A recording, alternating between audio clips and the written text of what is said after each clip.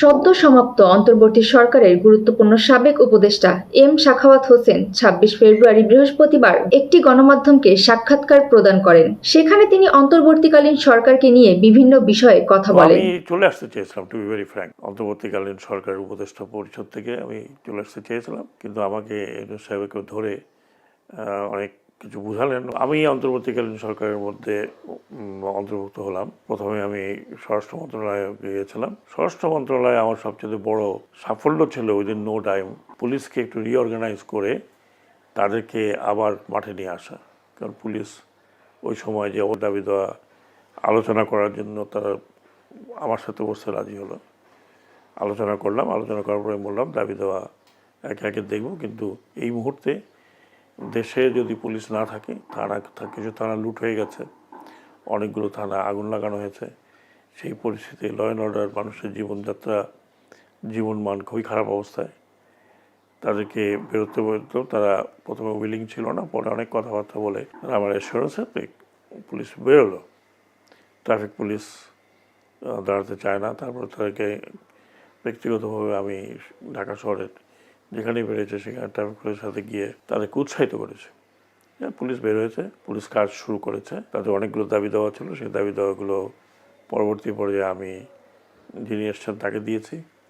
তাদের মধ্যে দাবি দেওয়ার মধ্যে প্রথম যে দুটো আমার মনে আছে, একটা ছিল যে পুলিশ কমিশন করা। বহু আগে পুলিশ কমিশনের কথা বলেছে। একটা আধুনিক পুলিশ গড়ে তুলতে তার ব্যবহার, তার everything has to B must. তারপরে তাদের পোশাক আশাকের কথা বললো যে এটা নিয়ে আমরা বেরোতে চাই না। তো আমি তাদেরকে বলেছিলাম যে অ্যাপ্রোপ্রিয়েট পোশাক আশাক, লোগো চেঞ্জ, এগুলো সব করবো। অনেকগুলো ছিল, সেগুলোর দাবি দেওয়ার আশ্বাসের প্রেক্ষাপটে তারা পরের দিন থেকে পুলিশ ফাংশন শুরু করেছিল।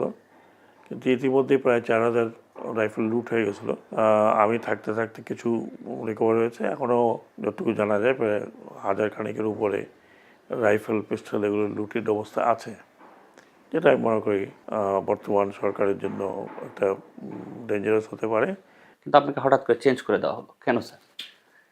ওটা তো আমি এমন কিছু কথা বলেছি যেটা ওই সময়ের জন্য মনে হয়েছিল যে ইনঅ্যাপ্রোপ্রিয়েট, কিন্তু এখন তো দেখছি যে তার চেয়ে বেশি হচ্ছে। আমি যে কথাটা বলেছিলাম সেটা একটু খণ্ডিত এসেছিল।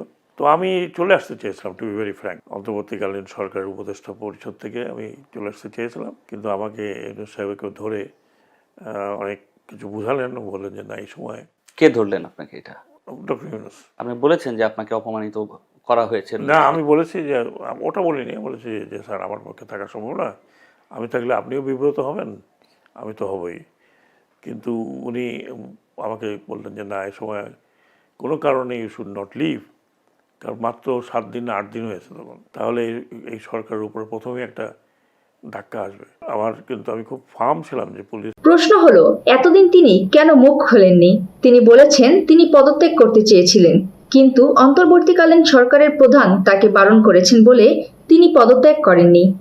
তিনি আরো বলেন, উপদেষ্টা মণ্ডলীর সভায় বড় কোনো সিদ্ধান্ত গৃহীত হতো না, হতো কিচেন ক্যাবিনেটে। এই সাক্ষাৎকার দিয়ে এম সাখাওয়াত হোসেন কি নিজের ইমেজ পুনরুদ্ধার করতে চাচ্ছেন? 1/11 সরকারের সময় যে বিতর্কিত নির্বাচনটা হয়ে গেল, সেটি নিয়ে তিনি একটি কথাও বললেন না। ওই সময়ে নির্বাচন কমিশনার হিসেবে তিনি তার পুরো সময়টা পার করেছেন। সদ্য সমাপ্ত অন্তর্বর্তীকালীন সরকারের পুরো সময়টিও তিনি পার করেছেন। তিনি যদি এতটাই আদর্শবান হয়ে থাকবেন, তো কেন 1/11 নির্বাচন কমিশনার হিসেবে এবং অন্তর্বর্তীকালীন সরকারের উপদেষ্টা থেকে পদত্যাগ করলেন না?